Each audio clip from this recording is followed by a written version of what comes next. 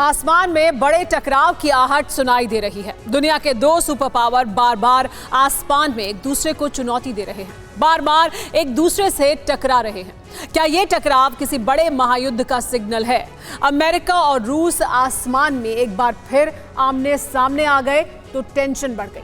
उधर नेटो सेनाएं भी यूक्रेन की ताकत बनकर जंग के मैदान में उतरने की तैयारी कर रही हैं। ये सब कुछ ऐसे समय में हो रहा है जब रूस और नेटो के बीच तनाव अपने चरम पर पहुंच गया है। तो क्या यूरोप में एटमी सन्नाटा छाने वाला है? क्या सुपर पावर आसमानी धमाका करने वाला है?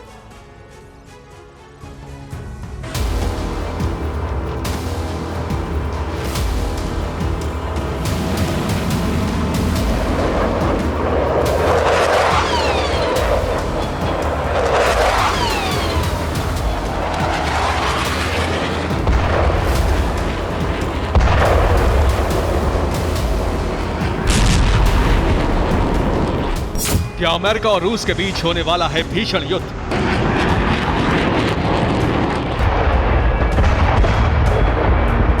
आसमान में दो सुपर पावर की क्यों हो रही है बार बार टक्कर?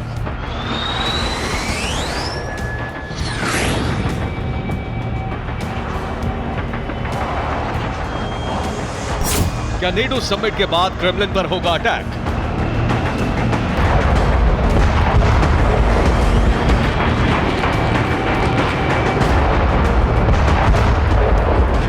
तनाव बढ़ रहा है, टकराव दिख रहा है।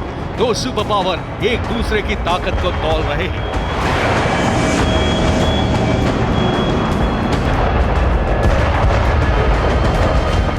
रूस और अमेरिका के बीच एक बार फिर आसमानी भिड़ंत हुई।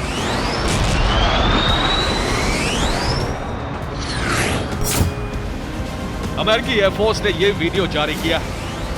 रूसी Su-35 लड़ाकू विमान और अमेरिकी MQ-9 ड्रोन बिल्कुल आमने सामने आ गए। अमेरिकी एयरफोर्स ने आरोप लगाया कि रूसी लड़ाकू विमान Su-35 ने सीरिया में उसके मिलिट्री ड्रोन MQ-9 को अनप्रोफेशनल तरीके से रोका। अमेरिका ने रूस पर अपने ड्रोन को परेशान करने का आरोप लगाया और रूसी लड़ाकू विमान के बिल्कुल आमने सामने हुई भिड़ंत का वीडियो जारी कर सबूत भी पेश किया।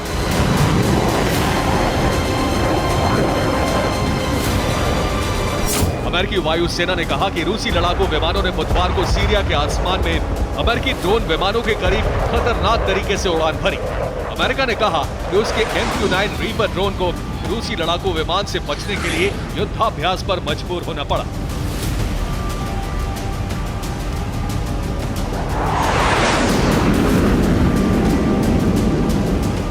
अमेरिकी एयरफोर्स के दावे के मुताबिक उसके 3 MQ-9 रीपर ड्रोन पर लगे कैमरों में रूसी फाइटर जेट का उकसाने वाला एक्शन कैद हो गया। दावे के मुताबिक रूसी Su-35 जेट ने अमेरिकी ड्रोन के रास्ते में पैराशूट फ्लेयर्स गिराए। एक रूसी जेट ने ड्रोन के सामने अपने आफ्टर बर्नर का भी इस्तेमाल किया। यूएस जनरल ने रन इन को गैर पेशेवर तरीका बताते हुए उसे रोकने के लिए कहा।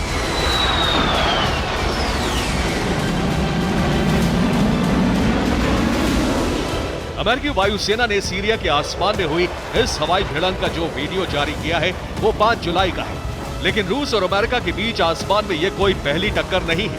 दोनों देशों के बीच हाल के दिनों में आसमान में टकराव के हालात बनते रहे हैं। 23 मई को भी अमेरिकी एयरफोर्स के बॉम्बर्स की रूसी जेट विमानों के साथ आसमान में भिड़ंत हुई थी। बाल्टिक के आसमान में रूसी जेट और अमेरिकी बॉम्बर बिल्कुल आमने सामने आ गए थे।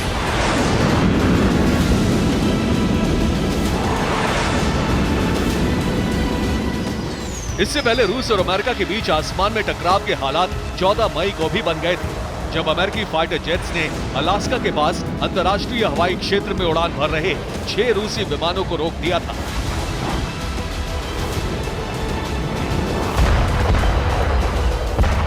मार्च में भी अमेरिका और रूस के बीच आसमानी भिड़ंत हुई थी। काला सागर के आसमान में एक रूसी जेट और अमेरिकी ड्रोन आमने सामने आ गए थे। दोनों देशों के बीच तनाव दिनों दिन बढ़ता जा रहा है। बुधवार को ही रूस के एटमी बॉम्बर अलास्का पहुंचे थे। इसके बाद गुरुवार को पुतिन के एटमी बॉम्बर आर्कटिक में गश्त के लिए पहुंचे। रूसी वायुसेना के उत्तरी बेड़े के पनडुब्बी रोधी विमान Tu-142 ने आर्कटिक में उड़ान भरी। इस दौरान Tu-142 चालक दल ने करीब 9 घंटे से ज्यादा समय तक आसमान में गश्त की। तो क्या ये सब नेटो सेनाओं के अगले बारूदी कदम का करारा जवाब देने की पुतिन की तैयारी है? या 11 और 12 जुलाई को नेटो की मीटिंग खत्म होने के बाद क्रेमलिन पर हमले की तैयारी हो रही है? क्या रूस पर बड़े हमले से पहले अमेरिका जैसे देश आसमान में रूस की ताकत को परख रहे हैं? ये सवाल इसलिए उठ रहे हैं क्योंकि मीडिया रिपोर्ट्स के मुताबिक लिथुआनिया की बैठक के बाद नेटो सेनाएं यूक्रेन में उतरने की तैयारी कर रही हैं। मतलब आसमान से लेकर जमीन और समंदर तक वॉर का नया चैप्टर जल्द शुरू हो सकता है। Bureau report, TV9 Bharat.